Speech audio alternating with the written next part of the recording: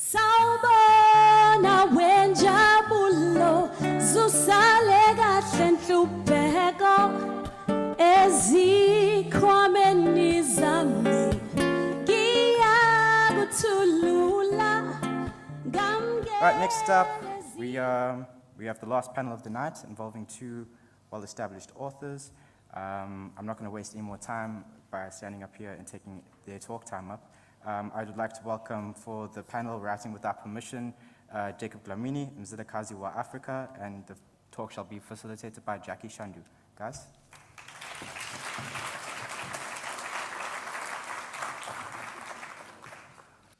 Very good evening, and thanks for joining us tonight. As it has been said, my name is Jackie Shandu, joined here by leading South African authors, Mzilikazi further. Just to give you a bit of background about Mzilikazi, I'll be reading. Some of you may have these copies, but I thought for those who don't, it might be helpful to get a sense of who these gentlemen with us here are.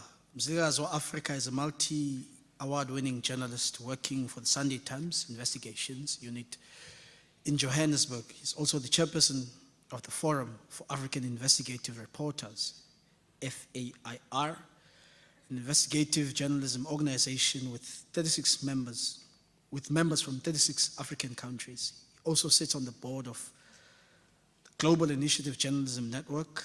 Mzilikazi is one of the doyens of South African investigative journalism, with a career dating back to 1995, when he started as a freelance reporter for the Witbank News in Mpumalanga. Mzilikazi made international headlines when he was arrested at work in August 2010, just 3 days after the Sunday Times exposed the National Police Commissioner in a 1.7 billion rand lease scandal. He was the co-author of the story. Mzilikazi successfully sued the Minister of Police for wrongful arrest, and in the settlement letter, the minister admitted that his arrest was wrongful and illegal. The Bushbuck-Ridge-born scribe was awarded with 2 international scholarships to study in the UK and USA in recognition of his outstanding achievements in the field of journalism. His memoir, which we are going to deal with today, entitled Nothing Left to Steal, was published on the 4th August 2014, which marked the 4th year anniversary of his controversial arrest. Mzilikazi is currently working on his first novel titled The Ugly Ones Are So Beautiful. Ladies and gentlemen, Mzilikazi wa Africa.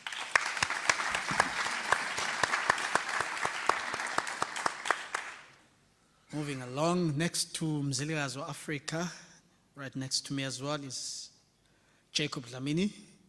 He's at present a visiting fellow at Harvard University and a research associate at the Society Work and Development Institute, SWAP, University of Witwatersrand.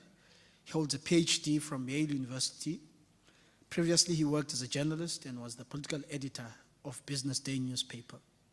He's the winner of the University of Johannesburg's Creative Writing Debut Prize for his book, Native Nostalgia, Jacana 2009, a book about growing up in the township of Katlehong on the Witwatersrand, which has won him great acclaim. Jacob Dlamini, ladies and gentlemen.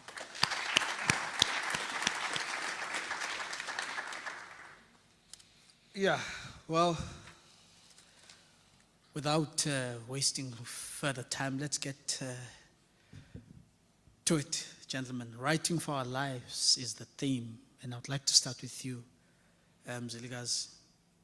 How does this theme, writing for our lives, resonate with you? Particularly, seeing that you have had to literally put your life on the block for us to reach insightful and critical,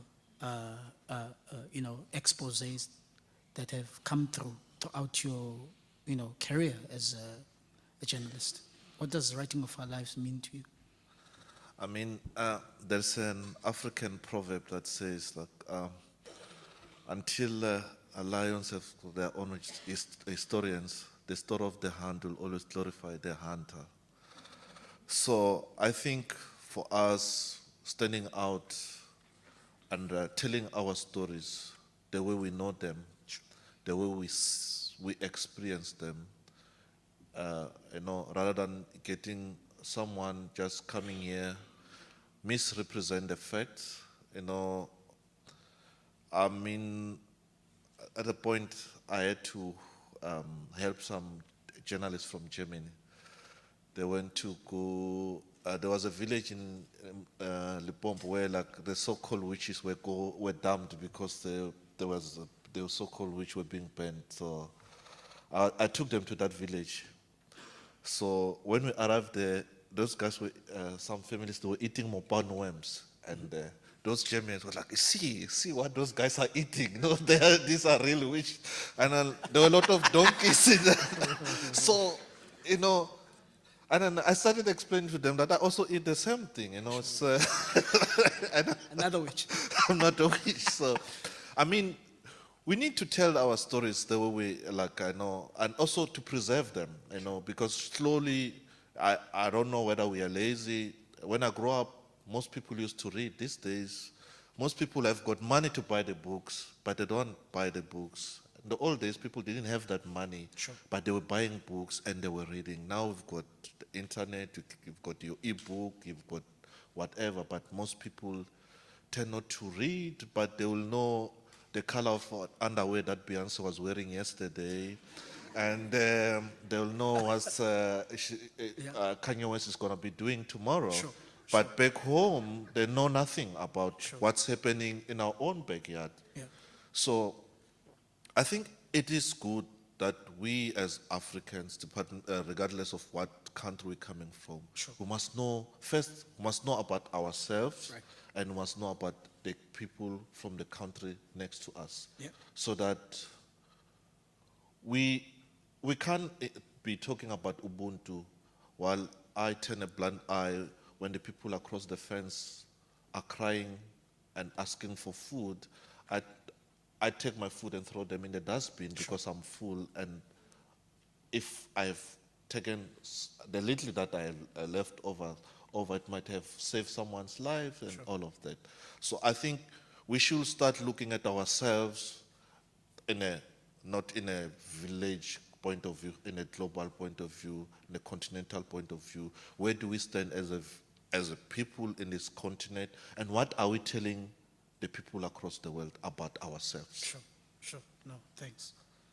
Mr. Dlamini, from the streets of Katlehong to obtaining a PhD at Yale. It's not that big a distance. Man. Oh, okay. I'm glad. Then, unpack, please, man, before we get into the work. And I mean, that's something we should applaud, particularly in the days of fake qualifications and PhDs. I mean, it's not anyone who makes the grade at Yale, let alone from South Africa and black. Please take us through the journey.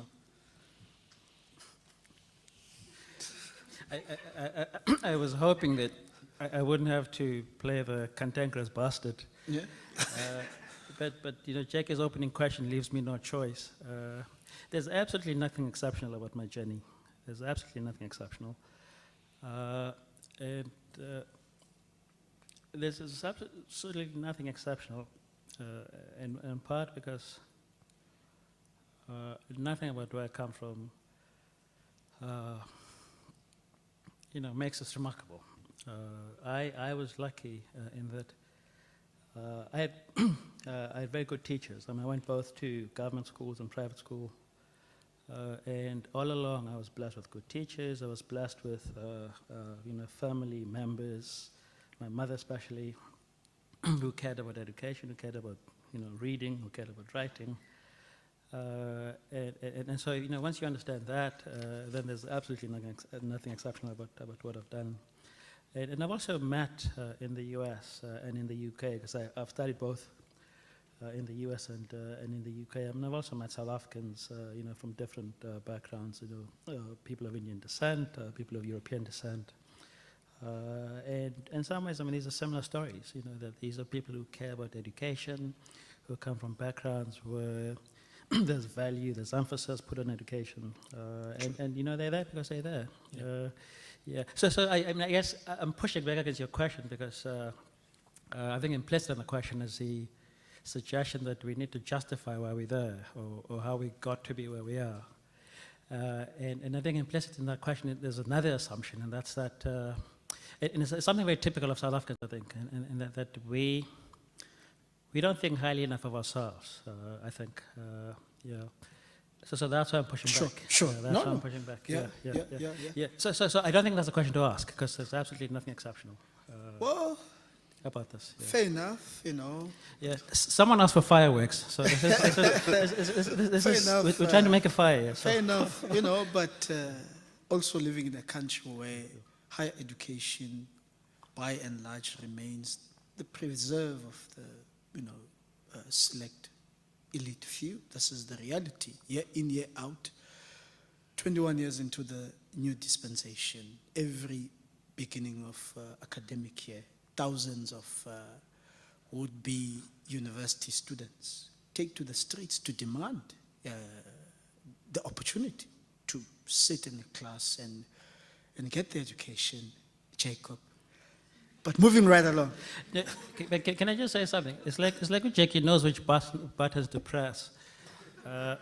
So about this business of you know, education being the preserve of the elite, not every person should go to university.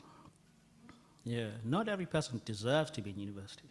What about those who And want? we have thousands of people who, you know, each year are misguided and misadvised and end up in places where they shouldn't be.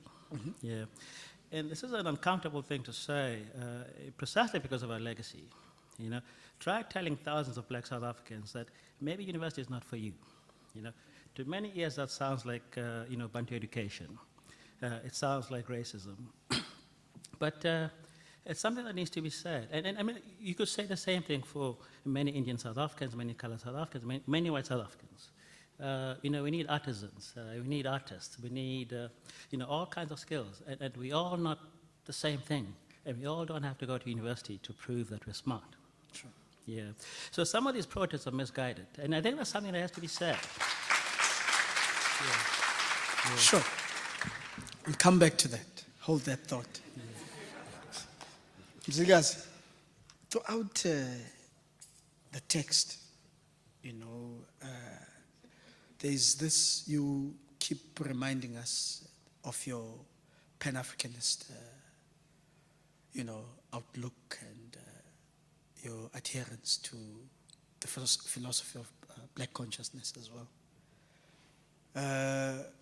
And it's quite refreshing for, you know, a leading investigative journalist in the country. But I'm just wondering, how would you reconcile that with the reality that South Africa's media, particularly the press, you know, remains largely untransformed, and there seems to be not enough room for a plurality or diversity of views within the industry? What is life like for a Pan-Africanist, black consciousness, black journalist in a white-dominated industry? I'm going to talk about where I work. You know, I'm not going to talk about every media house in this country. But where I work, the person sitting next to me, his name is Pete, but he's not white, he's black. So he just happened to be Pete.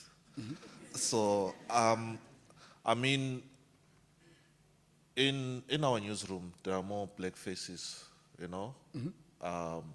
I mean, our editor is black. The news editor is black. So most of our journalists are black. So again, is the issue, people are saying that the media in South Africa is still white. And then I said to them, you know, How many BE tycoons we have in this country who are billionaires? Why are they not buying into any of those newspapers, you know?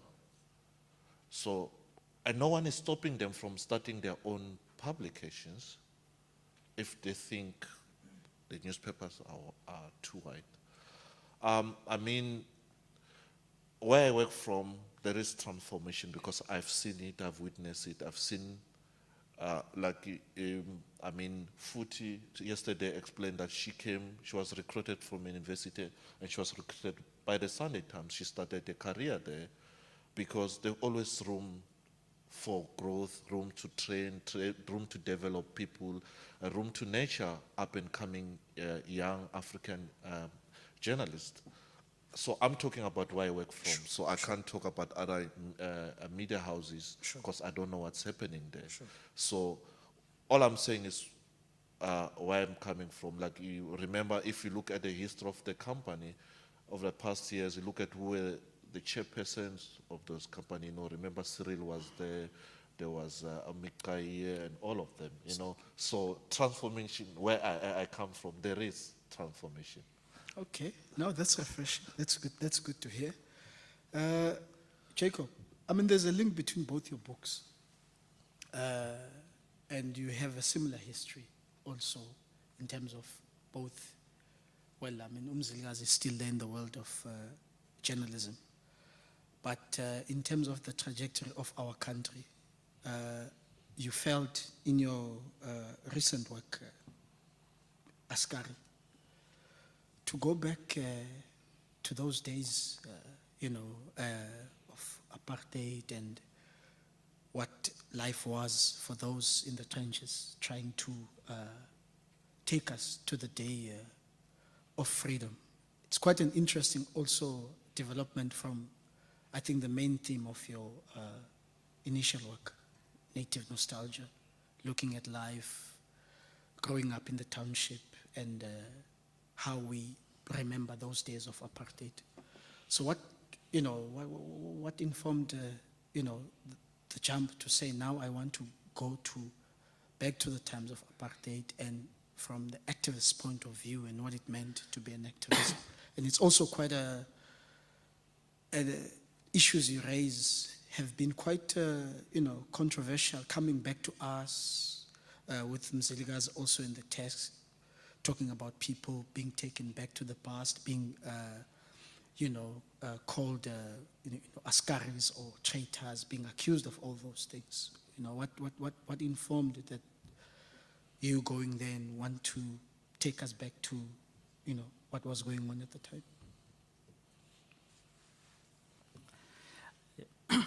I'm a historian by training, and so I am concerned with, change over time. I'm concerned with the study of change over time. My day job as a historian is about something totally different from the subject of my latest book. So for my dissertation, I studied the social history of the Kruger National Park. And I chose that topic in part because I actually wanted to, I spent at least 8 years looking at something that I knew nothing about. And the Kruger Park was an inviting topic. And so that's what my academic writing has been about. But I also have an interest in our political history. I have an interest in a different kind of change over time, and that has to do with the ways in which the past informs the present and has implications for how we go into the future. And I'm particularly interested in how one explains historically the phenomenon of corruption. I'm interested in how one explains historically the phenomenon of shame, the phenomenon of morality, and how we think about all these things. So that's the I guess the motivation for this book, Askari, a story of collaboration and betrayal in the anti-apartheid struggle. And I'm also interested, and this is the cantankerous bastard coming out again. I'm also interested in the place of the secret, the taboo, and the disavowal in South African life and South African society. You know, what is it that we talk about? I mean, you know, the previous panel, you know, with Zain and Kirsten, was actually quite interesting. You know, what are the taboos that in some ways hold us together, that we know are there but don't talk about? So if you think of the work that they're doing, and the word betrayal came up in that conversation, if you think of that kind of betrayal, which is quite intimate, quite familial in lots of ways, what I'm trying to do is to do something similar, but to connect the familial, to connect you know, the personal to the political. And I'm not suggesting that you know, your work is not political. Of course it is. I think everything ultimately is political. And so that's what I'm trying to do. And you know, to look at you know, how we think about, you know, the past and the struggle. Because one of the biggest failings in this country, and I'm allowed to make all these sweeping statements. I'm on the podium. Yeah. So I can get away with all these sweeping statements. But there's a failure, I think, of political imagination in this country, and there's a lack of vision. And I think a lot of it you know, can be explained, not all of it, but I think a lot of it can be explained by what happened in the past.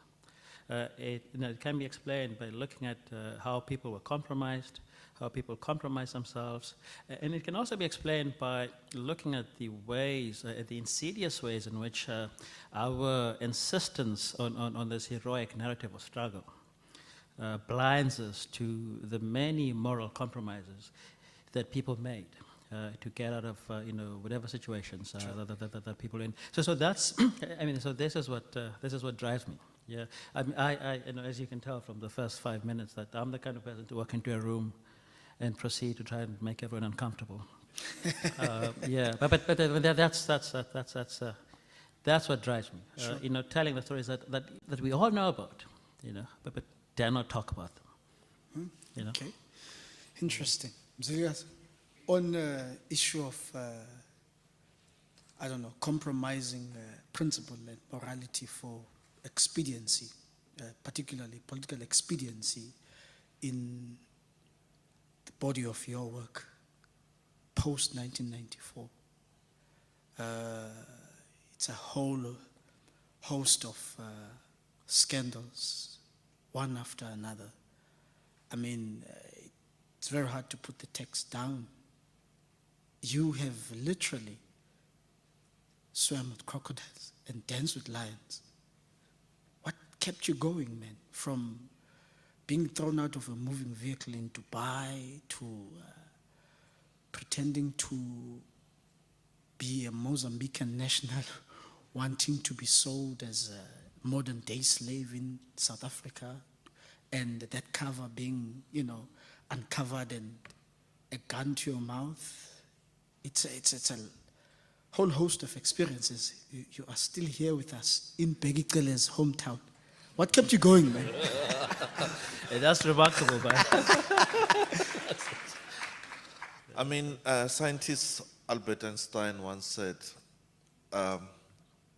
the world is a dangerous place, not because of the people who are doing evil, but because of the people who are doing nothing about it, you know.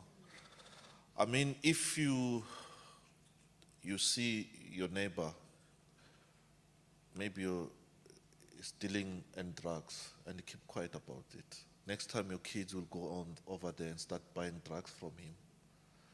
And it's because you turned a blind eye when you first saw it, when you first witnessed whatever.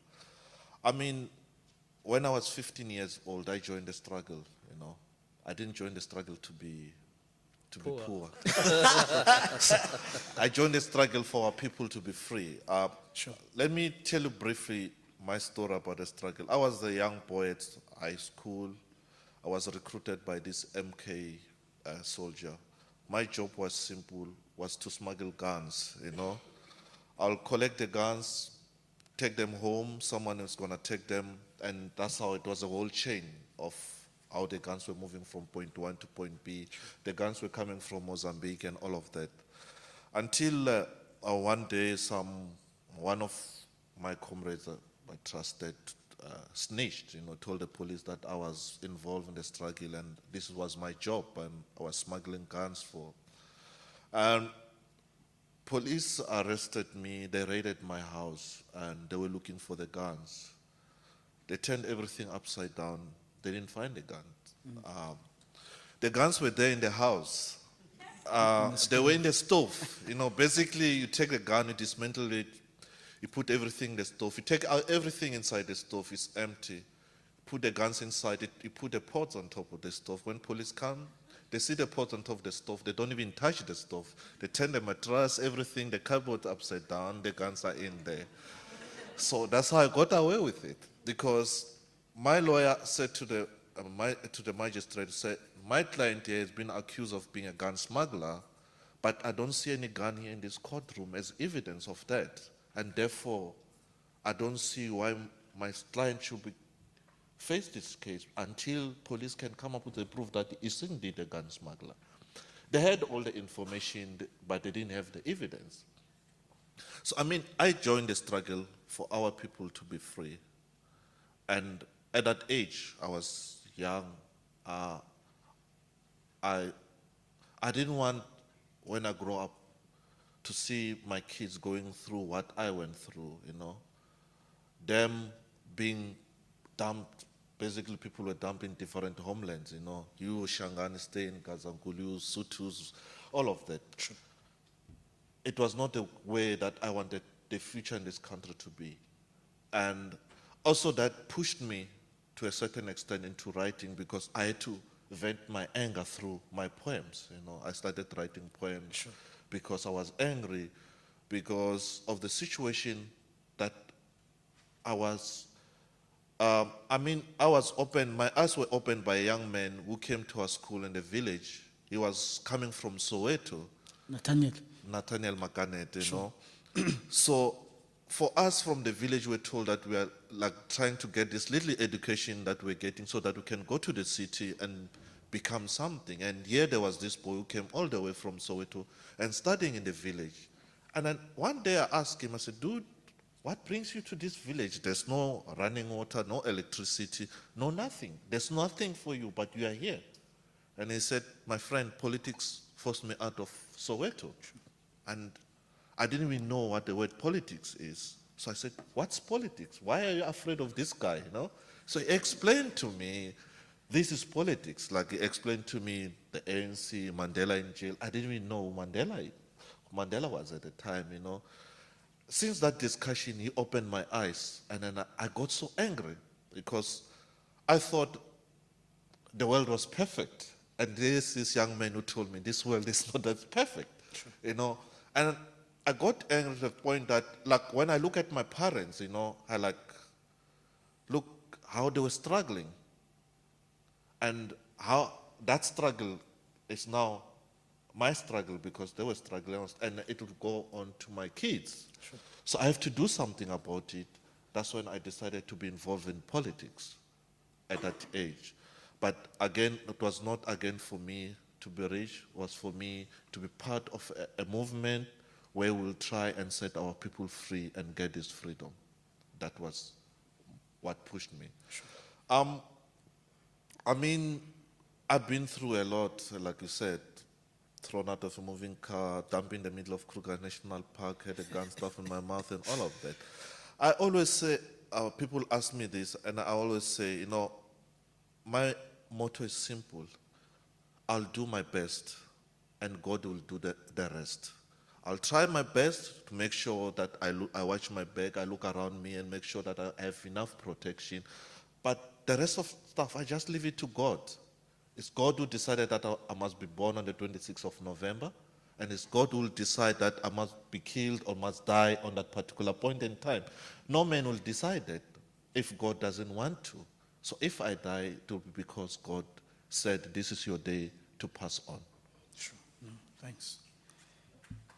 Yeah, Jacob, apart from being a keen historian and wanting to go into those... You say key. Keen. Well, it could be that as well. Yeah, but you write in both books, politics is a big thing, and I'm just wondering if you have any political objectives that you are conscious of. You know, I'm thinking of also what, one famous anti-colonial theorist, Frantz Fanon, once said. He says, to speak a language is to assume a culture and to immerse yourself into a particular civilization that is upheld by that language. And I think that Ngugi wa Thiong'o was somewhat motivated by those words when, at some point in his career, he made a strong political decision, identity decision, that he was no longer going to write in English, that all his work is going to be in his mother tongue, in Kikuyu. How important are issues of identity and culture, and if at all, like I initially asked, are there any strong, objectives, political objectives that you try to somewhat get across through your work? I don't think I'm driven. Like everyone else, I have political commitments. There's some things I'd like to see.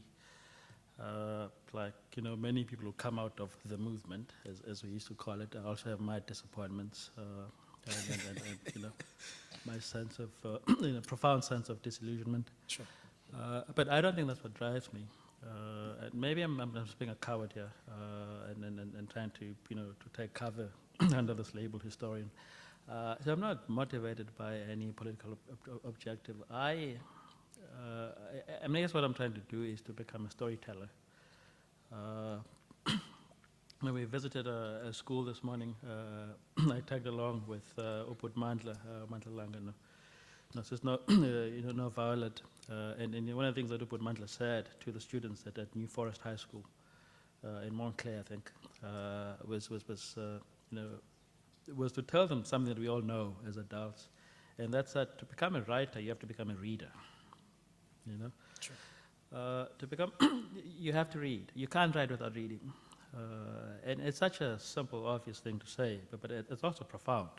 And I think it's also profound because so many of us forget that. But I think writing also means becoming a storyteller. We write because we want to tell stories. So I write because I want to tell stories, not because I want to fulfill certain political agendas. And in fact, you're reminding me of an exchange between Gabriel Garcia Marquez, the Colombian writer who died recently, Sure. and Nadine Gordimer. I forget now who won the Nobel Prize first. I want to say it was Nadine Gordimer who won it first, and then Garcia Marquez, or maybe the other way around. And they were having a conversation. And I think one of them asked the other, because they're both committed, they're both committed Sure. writers. And so one asked the other that how do I fulfill my role as a committed artist? How do I further the struggle as a writer? And the other says to whoever's asked the question that be the best writer you can be. Be the best writer you can be. That's the best way to further the struggle for for justice, the struggle for peace, the struggle for equality, and that I think is it's quite key. So that's if anything guides me. I think it's that injunction to be the best storyteller that one can be. Sure. Yeah, that's what I'd say. Sure. Speaking of Marquis, affectionately known as Gabo in Latin America, I think he was the last, well, not necessarily, but of the key sort of artists, writers, who were also very unapologetically open about their view of the world and how they believed the world should be. By the way, Marquis was a close friend of Fidel Castro, former Cuban leader. Thinking of other literary giants, Pablo Neruda from Chile, a known socialist, Milan Kundera, he's still alive. He'll be releasing very soon. And I think it's an appropriate question for you, Msiligazi, because maybe you try, but it's very hard for you to conceal the fact that you have a particular conception of the world, and somehow there is a manner in which you believe that that world could be realized through the political landscape. Do you feel you're at liberty, like Marquise or Neruda was, to say, yes, I'm a writer, but also I'm a socialist? Do you feel that you have that freedom today in South Africa after apartheid to say, yes, I'm transitioning from journalism to writing, but also this is how I want this country to be, and this is how I think we should do it? I think, if I was not that free, that book won't be out and won't be on the market, because if you read that book, it's heavily loaded with really serious political stories and naming people and what they've done, how they've done it, and all of that. If I wasn't that free, I'll be scared even to start even thinking about writing the issues that are in the book.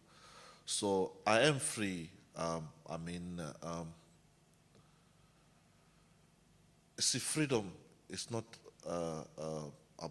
freedom is about telling people what they don't want to hear, but telling them the truth. Yeah. My friend, you've done wrong. You're not supposed to do this. This is the right way. If I do the same thing, if I do wrong, someone has got the right to tell me, say, Mzilikazi, you are wrong here. This is the way to go. That's freedom. Freedom is not about stabbing each other and killing each other because we've got different political views. I don't support your political party. You don't support what. So it's not about that. Freedom is about us free to help each other, guide each other, build each other, so that this country can be a better country and be counted to be one of those. So we've got people who are in politics. They don't understand politics. So you, as a journalist, I write a story and I get insulted by someone when I look at the person. He only voted once and he doesn't even understand what he voted for. And I'm like, okay, do we have to argue with that? Now you start arguing with a fool, and then a fool will drag you down to his level and beat you with experience. I don't have that experience, so I rather let him be what he is, Yeah. So,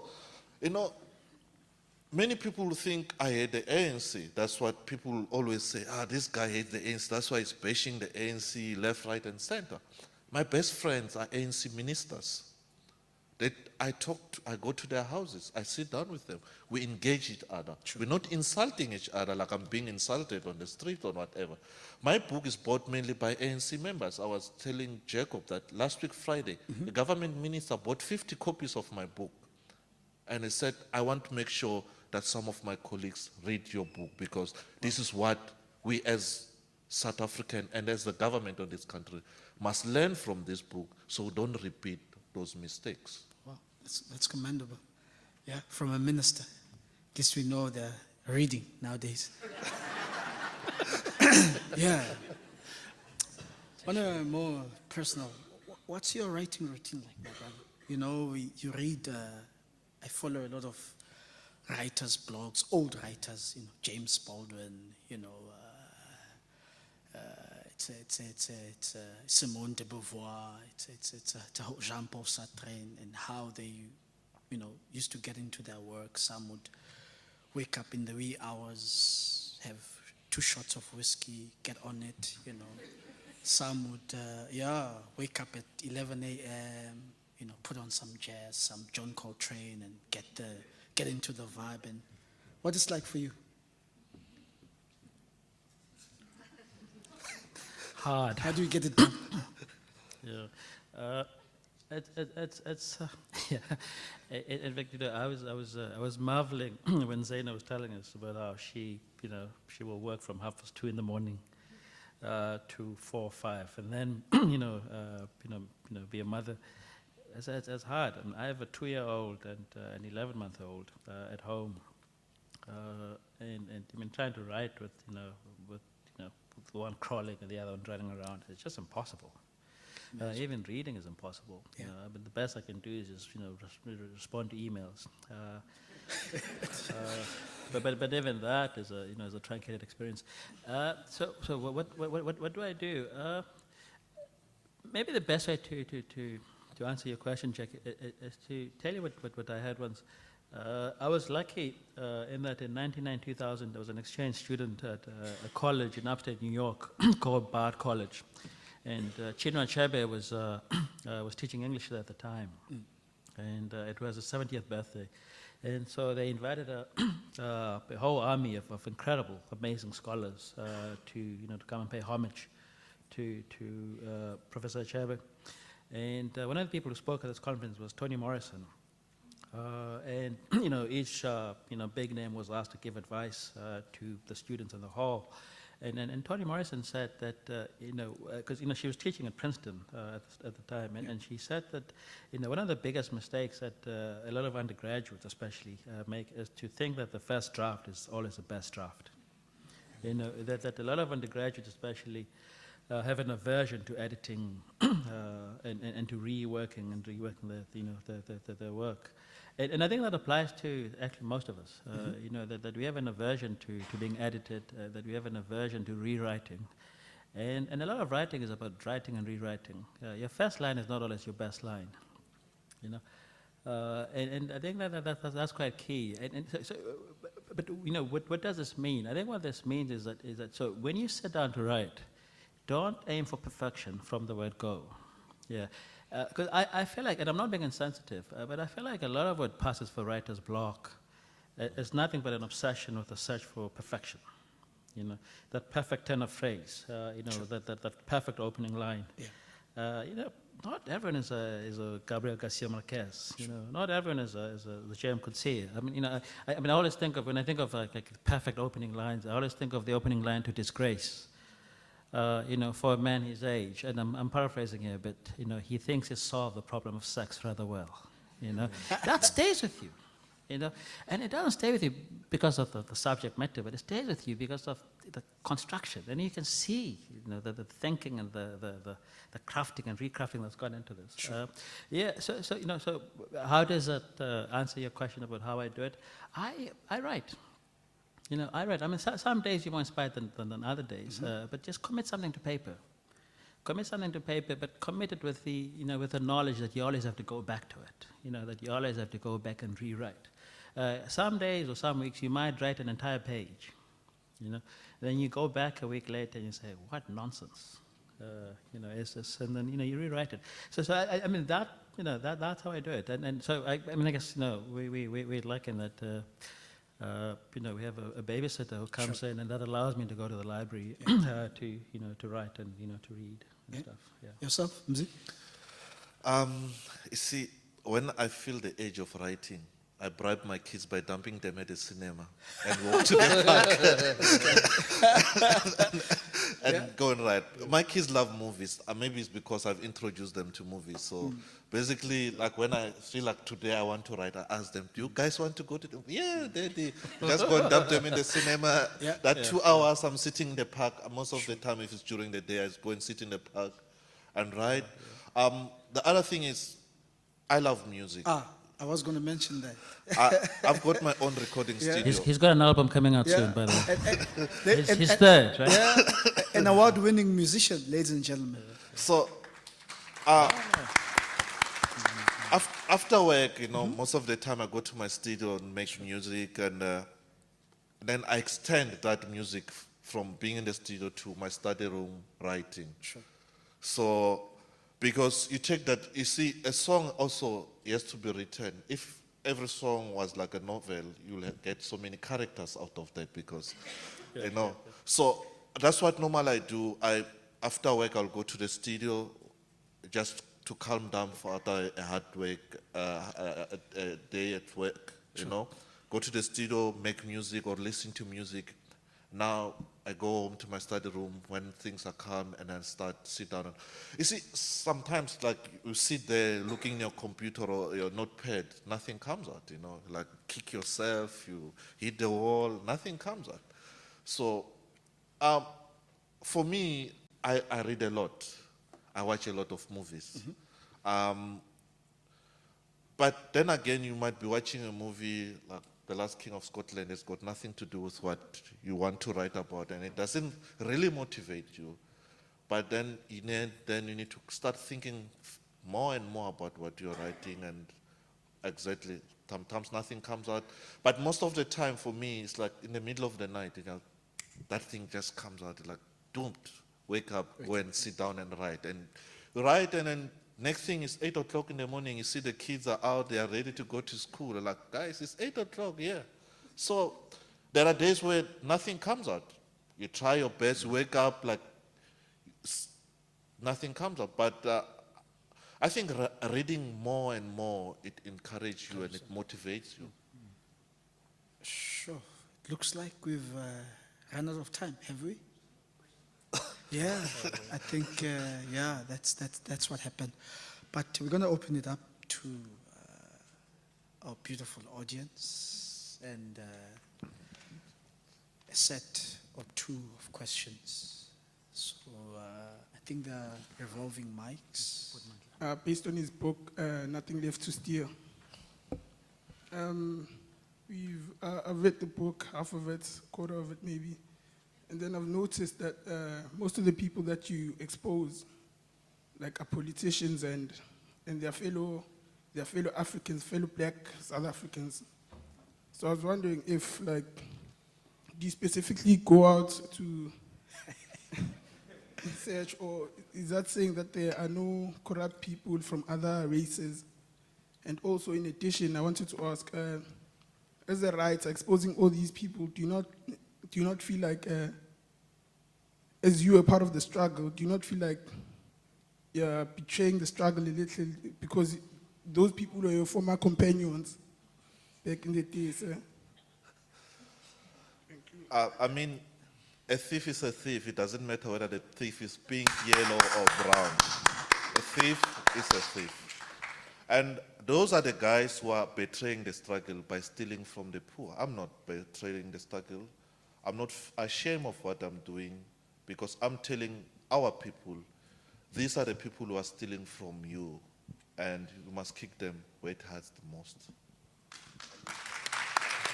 Yeah. Thank you. May I? Hey, hello.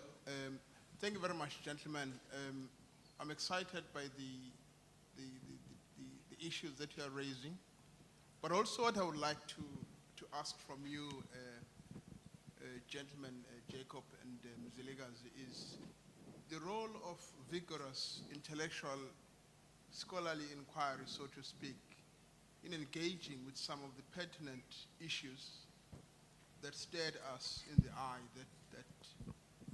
that probe for further sense of self-definition, as it were, as a country, as a new nation, and the role that you think you are playing, the role that more people need to play.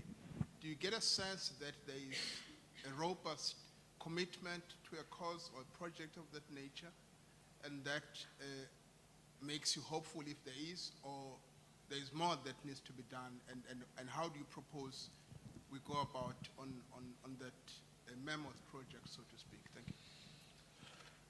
You're raising a very serious issue, and now that Jacob has got a PhD, I'm getting to be worried, you know. It might be fake. Because, you see, most people, academics, when they start writing, they write in a language that we don't understand, you know.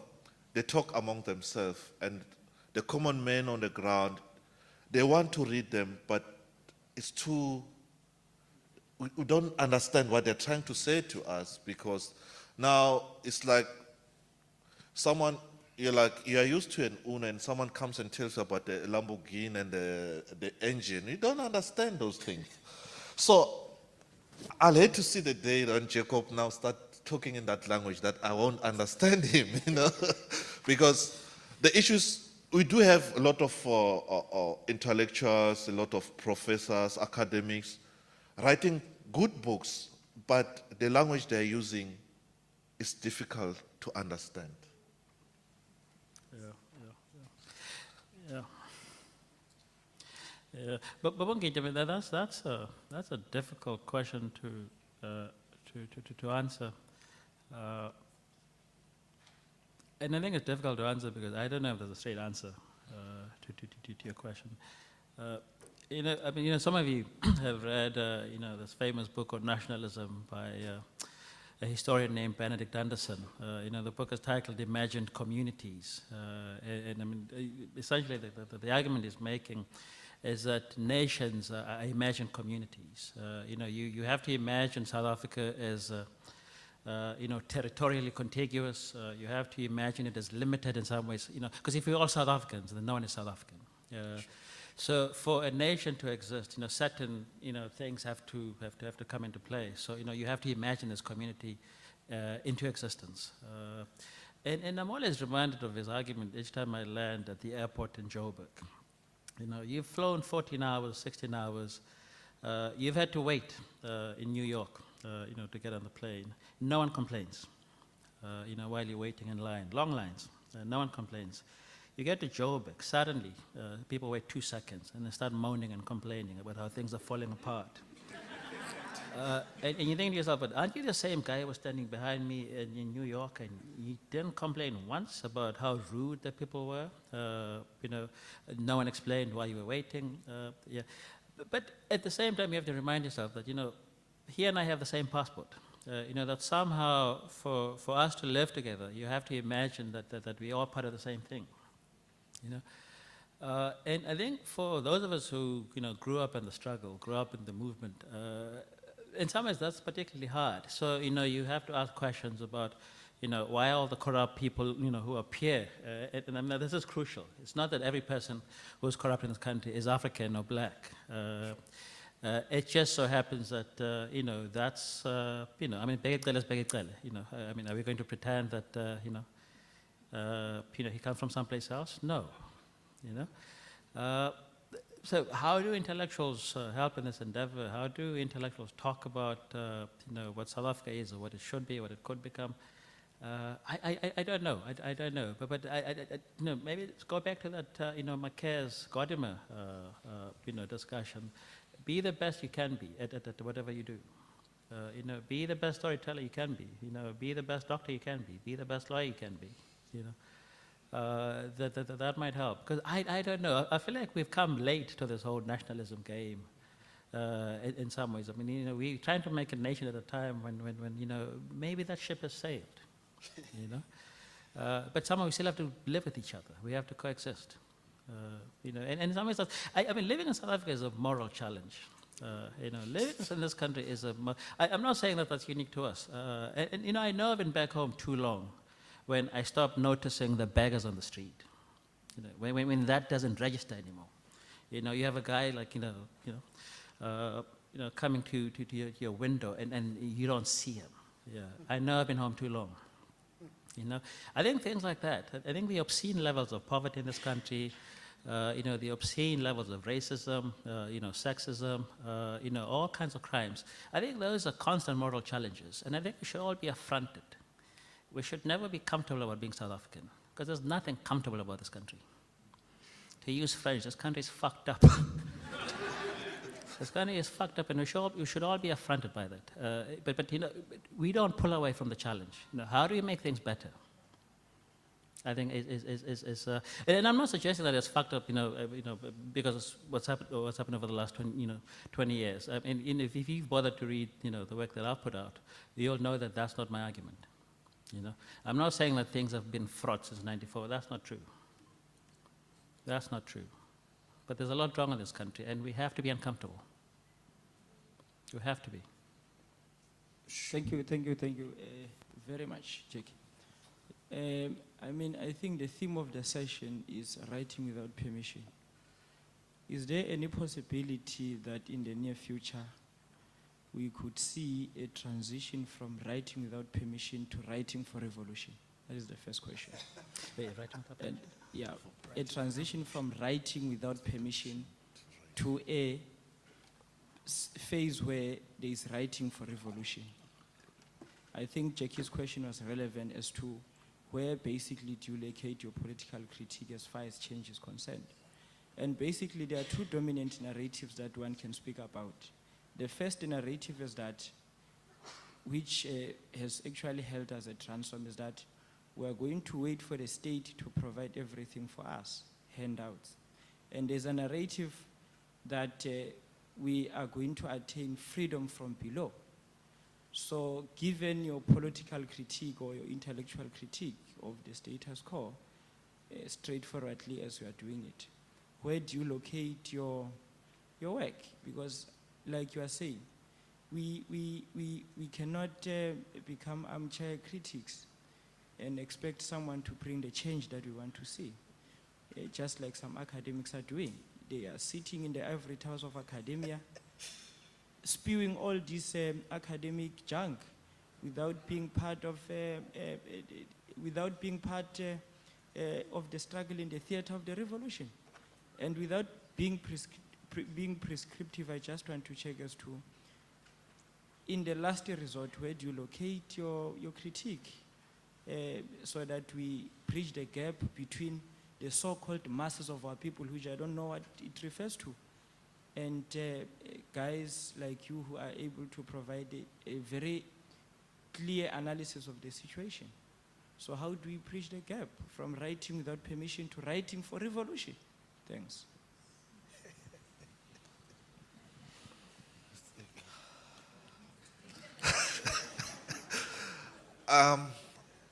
I mean,